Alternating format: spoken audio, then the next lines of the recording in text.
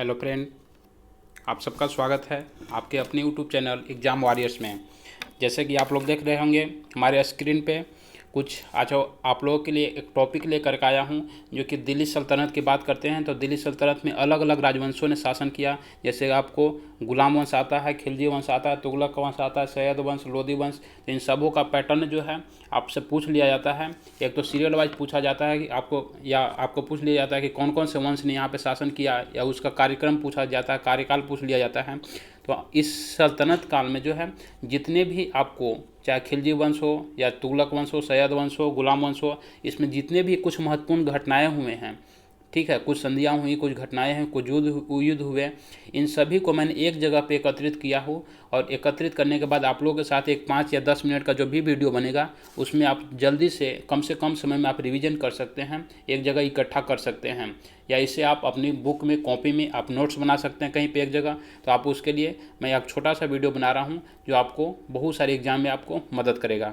तो आज हम उसके बारे में ही जानेंगे। अगर आप सब हमारे चैनल पे नए हैं तो हमारे चैनल को सब्सक्राइब करें, लाइक करें और अधिक से अधिक दोस्तों के साथ आप शेयर भी करें। तो आइए हम देखेंगे आज हमारे कुछ महत्वपूर्ण बिंदु हैं उसके बारे में। कि सबसे पहले तो जो हम देखेंगे कि पहला जो है प्रश्न है, मोहम्मद बिन कासिम का सिंध पर आक्रमण। मोहम्मद बिन कासिम जो है भारत में सिंध पर आक्रमण कब करता है? तो आपको पढ़े होंगे आप 712 ईस्वी, ठीक है, 712, या कई सारे बुकों में जो है आपको 711 ईस्वी भी दिया हुआ है। ये जो बुक जो है आपको एक स्टैंडर्ड लेवल की बुक है और ये आपको पीसीएस लेवल की बुक है, जो कि आपको एलपी शर्मा, अगर आप लोग बीपीएससी की तैयारी कर रहे होंगे तो आप रामशरण शर्मा या एलपी शर्मा का बुक आप खरीदे होंगे या पढ़ते होंगे या नाम उनका जानते होंगे, ठीक है। तो आपको एक कब हो गया 711 या 712, दोनों आप याद रखेंगे। महमूद गजनी के आक्रमण का आरंभ कब हुआ? महमूद गजनी ने भारत पर आक्रमण, पहला आक्रमण कब किया था? 1000 ईस्वी में किया था, तो वही आरंभ उनका माना जाता है। मोहम्मद गजनी का अंतिम आक्रमण कब हुआ? 1027 ईस्वी में हुआ। और ये पूछा जाता है किसके विरुद्ध हुआ था? तो आपको जाटों के विरुद्ध हुआ था, ठीक है। सबसे चर्चित पूछा जाता है कब हुआ था? सबसे चर्चित आक्रमण तो आपको गजनी का था, 1025 सोमनाथ मंदिर पर आक्रमण था, जिसमें आपको बहुत सारे धन दौलत को लूट करके गजनी ने यहाँ से वापस गया था। मोहम्मद गौरी के आक्रमण का प्रारंभ कब हुआ? गौरी ने आक्रमण कब किया था? पहली आक्रमण 1175 ईस्वी में किया था। इसका आक्रमण की शुरुआत यहीं से शुरुआत होती है। मोहम्मद गौरी के गुजरात के शासक मूलराज द्वितीय से पराजय हुआ था, ठीक है। पराजय कब हुआ था? तो अब 1178 ईस्वी में।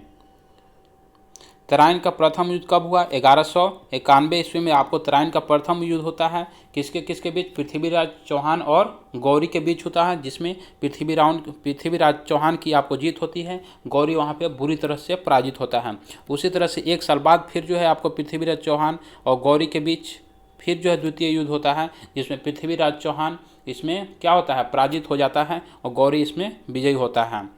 उसी तरह से जब गौरी ने विजय प्राप्त कर लेता है तो 1194 ईस्वी में एक और युद्ध लड़ता है, मोहम्मद गौरी और जयचंद के बीच युद्ध होता है, जिसमें जयचंद की हार हो जाती है।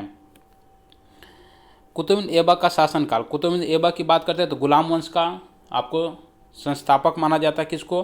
कुतुबुद्दीन ऐबक को, ठीक है। ऐबक क्या था? ऐबक जो है एक गौरी का गुलाम था। गौरी ने इसको क्या किया था? कुछ जो है पैसे में इसको खरीदा था और ये अपना गुलाम की तरह जो है काम करता था।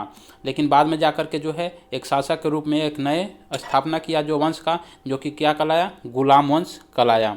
जो कि इसका शासनकाल बहुत छोटा रहा, क्योंकि ये चौगान खेलते समय क्या हो गया? आपको घोड़े से गिर करके इसकी मृत्यु हो गई। और 1206 में जब ये गुलाम वंश की स्थापना किया, शासक बना, तो 1210 ईस्वी में इसकी अंततः मृत्यु हो जाती है। इसके बाद जो है आपको दूसरा शासक बनता है, ठीक है, सुल्तान इल्तुतमिश का शासनकाल, ठीक है। सुल्तान इल्तुतमिश का शासनकाल कब से था? 1211 से 1236 ईस्वी तक। इस बीच में जो है एक 8 महीने के लिए जो शासक आता है आराम से आता है, ठीक है। तो वो बहुत दिन तक जो है आराम से जो है बहुत दिनों तक शासन नहीं कर पाता है। उसके बाद आपको इल्तुतमिश आता है, ये लंबा शासन करता है 1236 से 40 ईस्वी तक, 1211 से 1236 तक। उसके बाद आती है उसकी बेटी, इल्तुतमिश की बेटी, जो कि रजिया सुल्तान, जो कि इस्लाम में प्रथम महिला शासिका बनी, जो कि 1236 से 1240 तक शासन की। और इसके बाद भी इसको जो है तुर्कों ने पुनः इसको हटा करके यहाँ से गद्दी से विस्थापित कर दिया। ठीक है। तो रजिया का काल कब से हो गया, 1236 से 1240 तक। गियासुद्दीन बलबन, ठीक है। इसके बाद जो है आपको गुलाम वंश में महत्वपूर्ण शासक था बलबन, जिसकी काल जो है आपको 1265 से 1287, आपको कई सारे बुक में 1266 से 1286 भी मिलेंगे। तो इसके लिए जो है आपको ज़्यादा कंफ्यूज नहीं करना है, ये सब आपको डेट इतने जो है नज़दीक नहीं पूछे जाएंगे, ठीक है। 1265 से 1287 तक।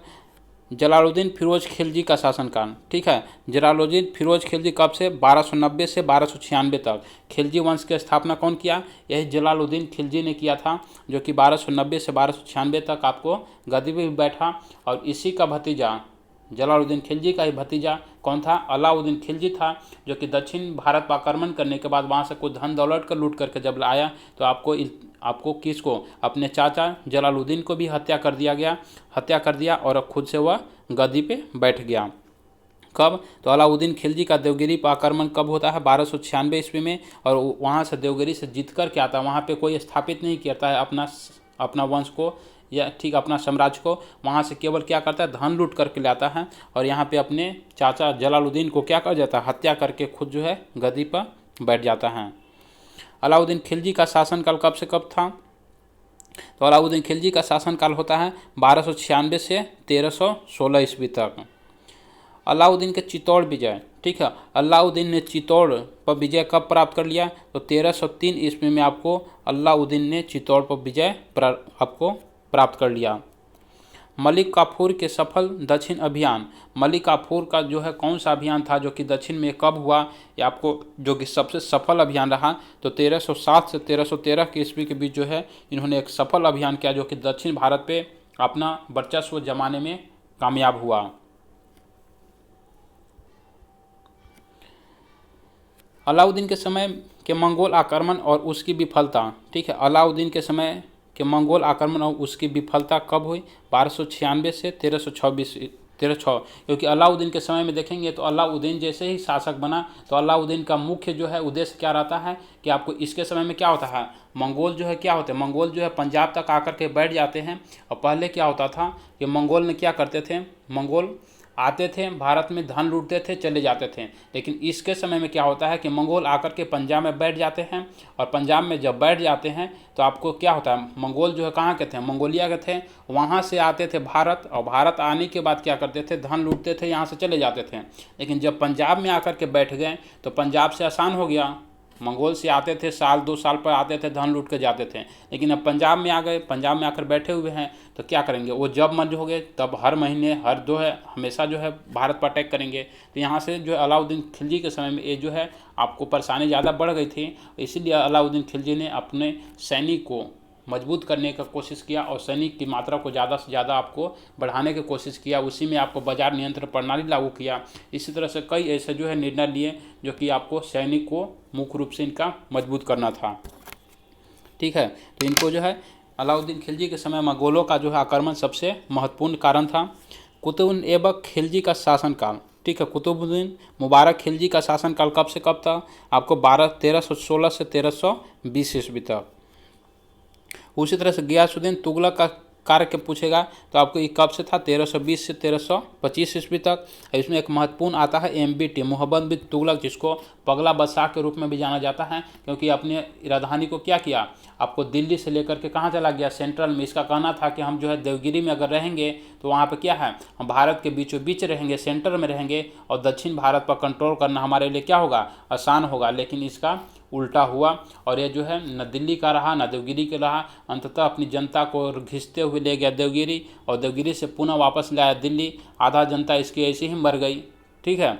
और इसकी जो है साम्राज्य को ये बहुत ही पढ़ा लिखा विद्वान था, आपको हर क्षेत्र में, विज्ञान के क्षेत्र में, कला के क्षेत्र में जो है बहुत सारा जो है चीज़ों का ज्ञाता था। लेकिन ये ऐसा निर्णय लिया जिसके कारण क्या हुआ, इसका साम्राज्य का विस्तार उतना नहीं हुआ और इसको आपको एक हम लोग निगेटिविटी के रूप में हम इतिहास में देखते हैं।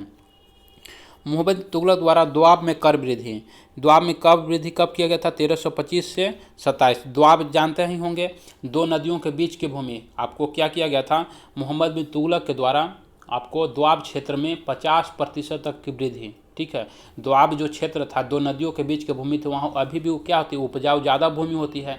तो उस समय भी अलाउद्दीन इसने क्या किया था, आपको मोहम्मद बिन तुगलक ने, कि उस वहाँ पे दोआब वाले क्षेत्र में 50% जो है आपको क्या लगाया था, आपको कर वृद्धि किया था, ठीक है। मीन्स जितने अनाज होंगे उसका 50% किसको देना होता था, आपको शासक को देना होता था। तो 50% की बात करते हैं तो यहाँ पे दो लोग, एक आपको अलाउद्दीन खिलजी ने भी आपको दोआब क्षेत्र में 50% की जो है आपको कर लगाया था, और आपको MBT तुगलक वंश में आएंगे तो MB मोहम्मद बिन तुगलक ने भी 50% की कर वृद्धि लगाया था। लेकिन आपको अलाउद्दीन खिलजी का क्या हुआ, कुछ जो है सफल हो गया योजना, क्योंकि इन्होंने क्षेत्र को अच्छे से विस्तारित किया हुआ, उसको देख करके लगाया। लेकिन आपको तुगलक ने क्या किया, मोहम्मद बिन तुगलक ने जिस समय लगाया यह कर, उसी समय क्या हो गया, इसके शासनकाल में अकाल पड़ गया।